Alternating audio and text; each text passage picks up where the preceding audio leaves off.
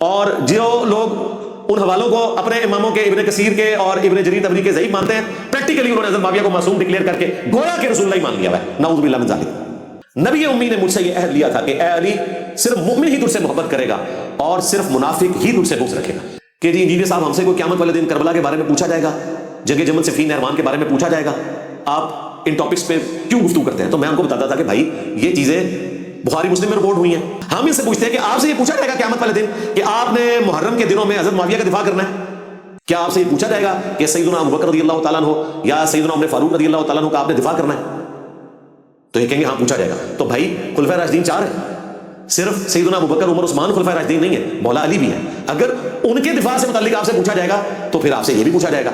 لیکن یہ لوگ سیدنا علی کے دفاع کے والے سے نہیں قیامت والے دن پوچھا جائے گا۔ بھائی جب میرا ایمان مولا علی کے ساتھ جڑا ہوا، میری جنت اور جہنم کا فیصلہ اس پہ ہونے والا، میں نے تو آپ کو روایتیں بتا دی۔ اور وہ سورۃ النساء کی آیت نمبر 171 ہے جو غلو سے متعلق آیت ہے، بڑی مشہور۔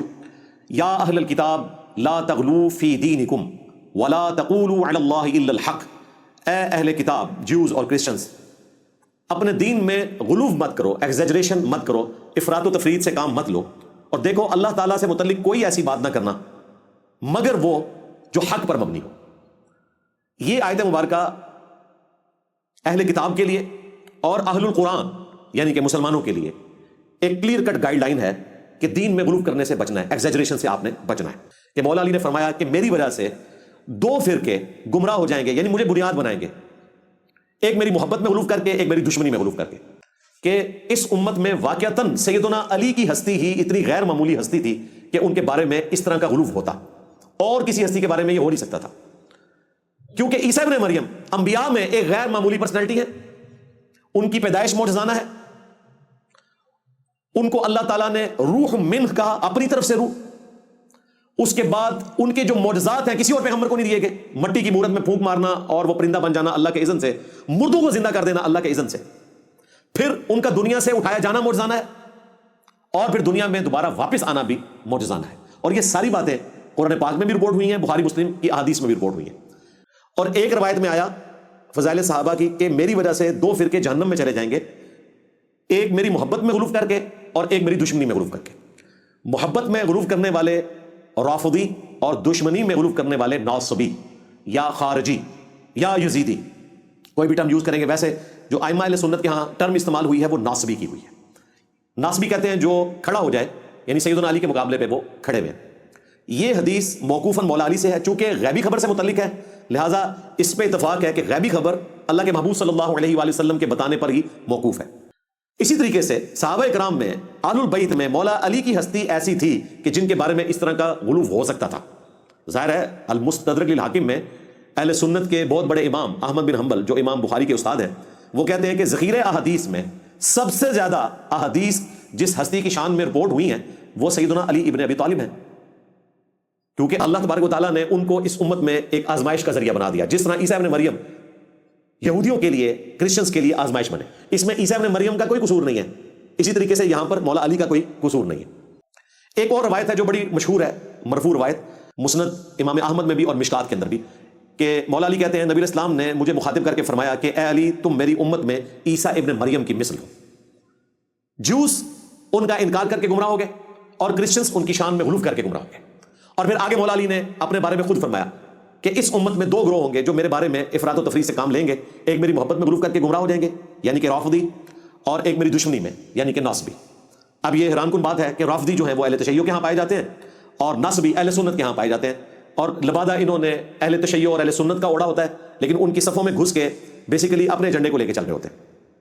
اہل سنت کے اندر وہ لوگ جو خلفائے راشدین کے اوپر تان کرتے ہیں وہ رافضیت کی طرف مائل ہیں، اور وہ لوگ جو حضرت معاویہ رضی اللہ تعالیٰ عنہ کو بچانے کی خاطر مولا علی رضی اللہ تعالیٰ عنہ سے بغض رکھتے ہیں، انہیں نیچا کرنے کی کوشش کرتے ہیں، اور ان کے بیٹے حسین ابن علی کو باغی کہتے ہیں اور یزید کو امیر المومنین کہتے ہیں، اور باقاعدہ نعرے رکھے ہوئے ہیں جلسوں کے اندر جس میں وہ ان لوگوں کے حق میں نعرے لگا رہے ہیں۔ ایسے لوگ جو ہیں وہ پکے ناصبی ہیں، اس میں کوئی شک نہیں ہے۔ مولا علی کی شان آپ دیکھ لیں، بخاری مسلم میں حدیث، غزوہ تبوک کے موقع پر فرمایا علی کی میرے ساتھ وہی نسبت ہے جو ہارون کی موسیٰ کے ساتھ۔